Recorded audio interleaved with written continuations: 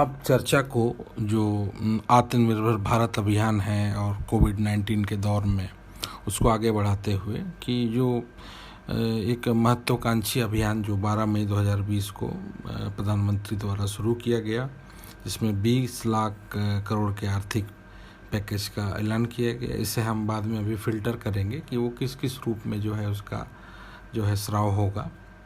इसके बाद जो इसका जो प्रमुख उद्देश्य है वो आत्मनिर्भर बनाना, जैसा कि उसके शीर्षक में है कि सेल्फ रिलायंट इसे बनाना। इसका मतलब है कि हम ज़्यादा से ज़्यादा चीज़ों का उत्पादन जो है देश में करें। ये ज़रूरी हो गया है कि हमें अपने अगर इस दौर में अगर घाटा को कम करना है, करेंट अकाउंट डेफिसिट को कम करना है, तो हमें बाहरी दुनिया पर जो है अधिक जो है निर्भर नहीं रहना चाहिए। तो ऐसे में देसी कंपनी, देसी सोच, इन पर जो है एक प्रकार से कहा भी जाता है कि जो है आवश्यकता जो है वो आविष्कार जो है वो हमें देखने को बड़े बड़े आविष्कार इसी समय मिलते हैं, वो अचानक हो जाते हैं। तो ये दौर में हमें कुछ इसी प्रकार के सकारात्मक चीज़ों को लेना है। और इसमें जो इस अभियान के जो है 5 प्रमुख स्तंभ हैं, जैसा इसमें अर्थव्यवस्था है जो हमारी इकोनॉमी है, उसके बाद आधारिक संरचना है, फिर प्रणाली है, फिर जनसांख्यिकी है, और फिर मांग और आपूर्ति का जो चेन है। तो इनको मिला के ही जो जो बातें की गई हैं उसके जो मेन अगर आप आधारभूत या प्रस्तावना को लें तो यही मुख्य प्रस्तावना है। अभी जैसा मैंने बताया कि जो 20 लाख करोड़ का पैकेज है वो अन्य राष्ट्रों की तुलना में अगर लें, क्योंकि जापान का सर्वाधिक है 21% है, तो बाकी राष्ट्र अमूमन वो 10 से 15 के बीच में ही है। तो ऐसे में जो हमारा जीडीपी है वो उस 10% जीडीपी के जो है बराबर है। जैसा कि मैंने जो आरंभ में बताया, प्रधानमंत्री गरीब कल्याण योजना जो इसी पैकेज का भी हिस्सा है, और इसका जो फ़ायदा है वो प्रत्यक्ष अप्रत्यक्ष रूप से देश में सभी तबकों को मिलेगा, और जिसमें कि गरीब हैं, अमीर हैं, किसान हों या नौकरी वाले, छोटी या बड़ी, मजदूर है या मालिक। तो जो एक रिस्क रिसाव का सिद्धांत होता है अर्थव्यवस्था में, ट्रिकल डाउन अप्रोच, कि हम किसी एक बड़े क्षेत्र पर हम पैसा देते हैं तो उसका जो रिस्क रिसाव होता है वो स्वतः जो है उसका जो फ्लो होता है वो नीचे के स्तर पर भी लोगों को उसका फ़ायदा होता है, और नीचे का लेवल अगर स्ट्रॉन्ग होगा तो ऊपर में भी मजबूती नींव के अनुरूप होगी।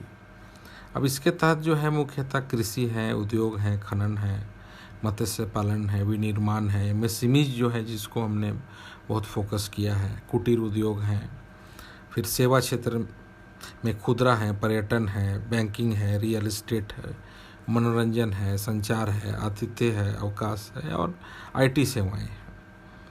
तो अब इसमें बात आती है कि इसको सफल बनाने में एक आम आदमी क्या कर सकता है, उसका क्या योगदान है। क्योंकि जब हम बौद्धिक संपदा की बात करते हैं, क्योंकि हर व्यक्ति में पोटेंशियल है, शक्ति है, और उस बौद्धिक संपदा को हम व्यक्तिगत से फिर कैसे सामाजिक, और फिर कैसे सामाजिक से वाणिज्यिक तौर पर ले जाते हैं। तो हर व्यक्ति को अगर हम राष्ट्रीय आय से जोड़ना चाहें तो उसकी बौद्धिक संपदा का आकलन करना बहुत ज़रूरी है, उसे प्लेटफॉर्म देना बहुत ज़रूरी है। जैसा कि हम इससे पहले जो है जो नीति आयोग के जो 2018 के जो अटल इनोवेशन स्कीम जो है, अटल नवाचार स्कीम, जो कि हम नवाचार लाना चाहते थे, जिसमें कि हम अटल इंक्यूबेशन लैब है, टिंकरिंग लैब है, सुपर इनोवेशन लैब है। तो इस प्रकार जो है हम एक आम आदमी को बड़ा स्ट्रॉन्ग करते हैं ताकि वो भारत की राष्ट्रीय आय से जुड़े और उसका लाभ किसी न किसी रूप में भारत को हो। तो इतने बड़े प्रजातंत्र में इतनी बड़ी जनसंख्या का जो मानव संसाधन का राष्ट्र है, अगर हर व्यक्ति सशक्त हो जाएगा तो देश भी स्वतः जो है सशक्त हो जाएगा। तो इसके लिए जो है हम हर तबके के लोगों को जो है इसमें भागीदार बनाना चाहते हैं, और स्वदेशी सोच पर जो है हम ज़्यादा काम करना चाहते हैं। और इसमें जैसा कि जिस समय यह बीमारी आई थी ऑफिशियली जनवरी के महीने में, तो उस समय हमारे पास जो है ना पीपीई किट था, ना ही N95 मास्क था। इसका उत्पादन भारत में होता ही नहीं था। आज स्थिति लेकिन यह है कि हर रोज़ जो है 2 लाख पीपीई और 2 लाख N95 मास्क बनाए जा रहे हैं। तो इसके अंतर्गत ये बहुत बड़ी बात है। जैसा मैंने बताया कि भारत ने अपने जो है क्षमता से अधिक जो है अपने आप को इसमें जो है वो झोंक दिया है, और 20 लाख रुपये का जो पैकेज, सिर्फ पैकेज ही नहीं है, एक बहुत बड़ी भावना, सहानुभूति और बहुत जो ट्रांसफॉर्मिंग इंडिया का जो कंसेप्ट है इसके पीछे छुपा हुआ है, जो परिवर्तनशील भारत जो हम बनाना चाहते थे, जिसके लिए हमने नीति बनाई हुई थी कि 2022 तक या 24 तक ऐसा करें, लेकिन वो अब ज़रूरत आ गया है कि हम उस पर जो है बहुत काम करें।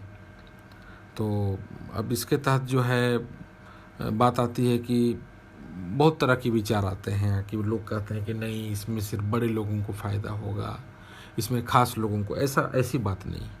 अगर आप पूरी नीति को अच्छी तरह से पढ़े, पूरे अभियान को अच्छी तरह से देखें, अवलोकन करें, तो उसमें पाएंगे कि आप, जैसा हम लोग अभी चर्चा करेंगे कि कैसे कैसे पैकेज दिए गए हैं, जो कि परीक्षा की दृष्टि से भी बहुत महत्वपूर्ण है, जो कि पीटी के लिए भी महत्वपूर्ण है, यूपीएससी में हो, चाहे स्टेट पब्लिक सर्विस कमीशन में हो, मुख्य परीक्षा में हो, इंटरव्यू में हो, बैंकिंग सेवा में हो, चाहे एसएससी में हो, सभी। क्योंकि आज जो पूरा जो केंद्रीकरण है, जो सोच है, जो पूरा चिंता है, जो हमारी बहुत बड़ी, जो आप यहाँ पाएंगे कि एग्जिटी है, वो कोरोना को लेकर है। तो इससे जो लाभान्वित होने वाले वहाँ श्रमिक मिलेंगे, दिहाड़ी मजदूर हैं, किसान हैं, जो छोटे छोटे दुकान रेहड़ी लगाते हैं, रिक्शा वाले हैं, कुटीर उद्योग है, गृह उद्योग है, मझोले जो लघु मझोले उद्योग हैं, फिर एमएसएमईज हैं जिसमें कि सूक्ष्म लघु मध्यम उद्यम है, फिर मूलतः जो है मध्यम वर्ग के लोग हैं, और फिर उच्च वर्ग के लोग भी हैं जो देश की अर्थव्यवस्था में जो है अपना योगदान करते हैं। तो इसमें जो अब हम इसका अवलोकन करेंगे थोड़े से सूक्ष्म तरीके से कि इसके जो है मेन क्या क्या जो है प्रमुख हमें कंपोनेंट्स देखने को मिलते हैं, किन किन क्षेत्रों में जो है हमने पूरे 20 लाख करोड़ का जो है पैकेज दिया है। ऐसे आम चर्चा के रूप में ये बात आती है कि ये 20 लाख करोड़ जो है सिर्फ अमीर लोगों को दिया गया, इससे जो है बार बार ये बात आती है कि नीचे तबके के लोगों के लिए जो है कोई इस पर जो है विचार नहीं किया गया। लेकिन ये बात मैं बार बार दोहराता हूँ कि नहीं, अगर आप पूरे नीति का जो है अगर अवलोकन करें तो इस पैकेज में तो सभी बातें आती हैं। जैसे अवश्य मैंने अब चर्चा को करूँगा कि किस क्षेत्र को कितना पैसा मिलेगा। तो आप देखिएगा कि जो 20 लाख करोड़ का जो पैकेज है उसमें जो आरबीआई द्वारा दी गई राहत है वो 8,01,603 करोड़ है। उसके बाद जो कर रियायत हैं, जो 22 मार्च 2020 से जो कर रियायत हैं ऑफिशियली, वो 7,800 करोड़ हैं। उसके बाद जो प्रधानमंत्री गरीब कल्याण योजना पैकेज जिसकी हमने चर्चा कर ली, वो 1,70,000 करोड़ का है, क्योंकि ये आवश्यक है, क्योंकि खाद्यान्न से जुड़ा हुआ है और इसका जो मांग है वो तुरंत होता है। और फिर स्वास्थ्य क्षेत्र के लिए जो पीएम की घोषणा है वो 15,000 करोड़ है। उसके बाद जो एमएसएमई सहित व्यवसायों के लिए जो सुविधा है वो 3 लाख करोड़ है। उसके बाद जो तनावग्रस्त एमएसएमईज के लिए जो सबऑर्डिनेट लोन होते हैं वो 20,000 करोड़ के हैं। बहुत से इसमें ब्रिज लोन है जो कि लोन के लिए लोन है, क्योंकि ऐसी स्थिति में जो मांग आपूर्ति का चेन पूरी तरह जो है वो प्रतिकूल रूप से प्रभावित हो चुका है। उसके बाद जो एमएसएमईज के लिए फंड ऑफ फंड्स है वो 50,000 करोड़ का है। और जो व्यापार और एमएसएमईज के लिए जो ईपीएफ समर्थन है वो 2,800 करोड़ का है। फिर ईपीएफ दरों में कमी है वो तकरीबन जो है 6,000 करोड़ का है।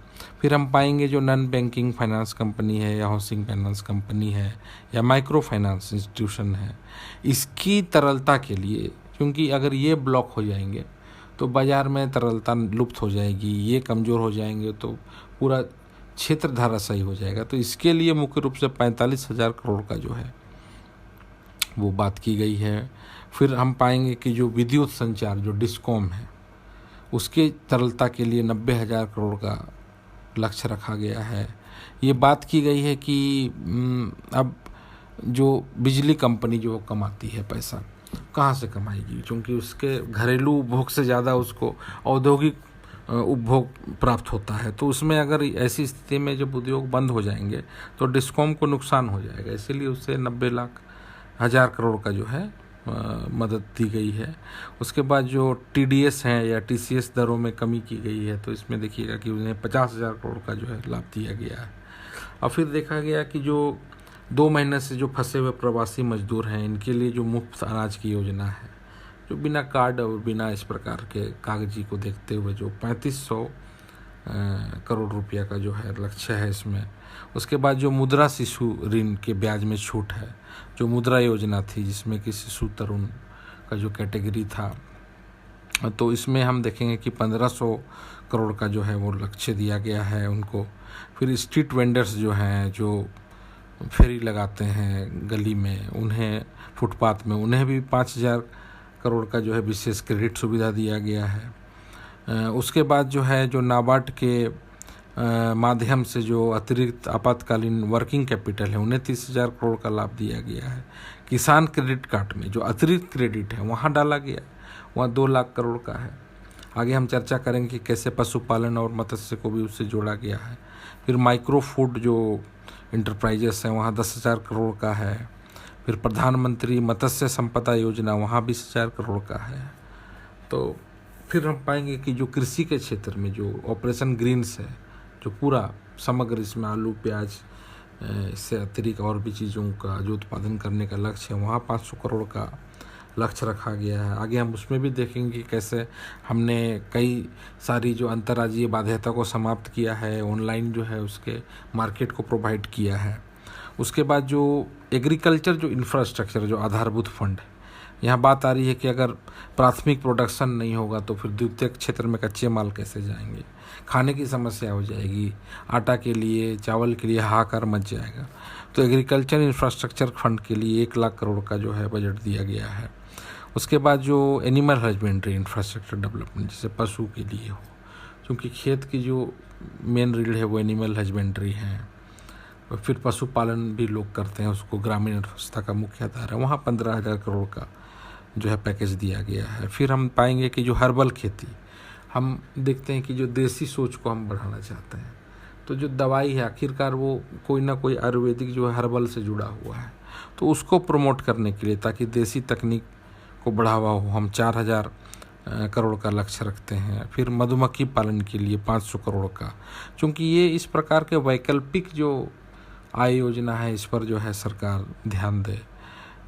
फिर जो है हम देखेंगे कि जो मनरेगा जो कार्यक्रम चल रहा है, जो उसके लिए जो अतिरिक्त आवंटन है वो हम 40,000 करोड़ का देते हैं। तो इस प्रकार हम पाएंगे कि जो है 20 लाख करोड़ का जो है वो पैकेज जो है वो बहुत महत्वपूर्ण है। इसके जो हमने जो इसके मेन कंपोनेंट्स की चर्चा की कि कैसा बटा हुआ है, तो अभी तक जो है हम पा रहे हैं कि जून तक जो 15 प्रमुख घोषणाएं हो चुकी हैं जो आत्मनिर्भर भारत अभियान के तहत, जो वर्तमान में जो कोविड-19 का जो अनलॉक व्यवस्था है उसके अंतर्गत।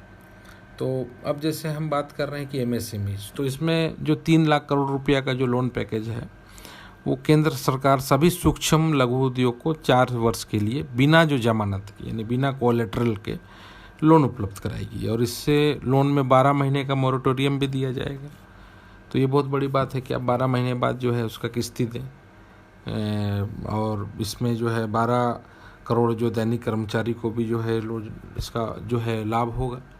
तो इसका बहुत लोग आलोचना भी करते हैं कि ऐसे में कौन लोन लेगा ऐसी स्थिति में, लेकिन ये सोचना गलत है, क्योंकि जो भी व्यक्ति बिजनेस करता है, क्योंकि उसमें छूट भी दी जा रही है बिजनेस करने में, तो वहाँ तो साख की आवश्यकता तो बहुत अधिक है, उसी साख के बिना पे उसका वो समायोजन करता है। उसके बाद जो है जो 2 लाख सूक्ष्म और लघु उद्योग है, वहाँ जो है कमज़ोर या फिर NPA है उनके लिए 20,000 करोड़ की मदद की जा रही है। तो उसका समायोजन गैर निष्पादित संपत्ति से भी किया जा रहा है। और MSMEs की जो है नई परिभाषा जो है प्रस्तुत की जा रही है। यहाँ पर अब बात की जा रही है कि जो विनिर्माण है और सेवा क्षेत्र उसको अब एकल खिड़की के रूप में देखा जाए, और जो इसकी जो निवेश का जो सीमा है उसको बढ़ाया जाएगा, यानी टर्नओवर के आकार को भी बढ़ाया जा सकता है। तो ऐसे में जो है ये परिभाषा बदल सकती है। अब जैसे 200 करोड़ रुपए तक के जो ग्लोबल टेंडर है उसको अनुमति नहीं होगी। जो सरकारी निविदा होती हैं इस पर, वो वैश्विक निविदा समूह पर नहीं होगी 200 करोड़ के। तो ये भी बहुत अच्छा निर्णय है। इससे जो है इस प्रकार से टेंडर से जो है संतुलन की स्थापना होगी। उसके बाद जो है इसमें ई कॉमर्स जो है एमएसएमईज में जो है उसको बढ़ावा दिया जाएगा। अब जो कर्मचारी भविष्य निधि है, जो प्रोविडेंट फंड है, तो इसमें जो जहाँ 100 से कम कर्मचारी काम करते हैं जिन कंपनियों में, उनमें भी कम से कम 90% जो वेतन है वो 15,000 रुपये से कम है। तो इसके लिए सरकार, चूँकि पीएफ में पैसा कट जाता है, तो 3 महीने तक, यानी जून जुलाई अगस्त तक 2020 तक ईपीएफ खुद सरकार देगी। तो इसके लिए 2500 करोड़ रुपया का पैकेज भी दिया गया है, जिसमें 72 लाख कर्मचारी लाभान्वित होंगे। जैसा मैंने पहले भी बताया कि बहुत से ऐसे क्षेत्र हैं जहां 12% से कम करके 10% भी किया गया है। बहुत से जो पीएसयूज़ हैं, 2 प्रकार की चीज़ें हैं, या तो ये पूरा सरकार देगी और या तो उसे कम करके खुद वो लोग देंगे उसे।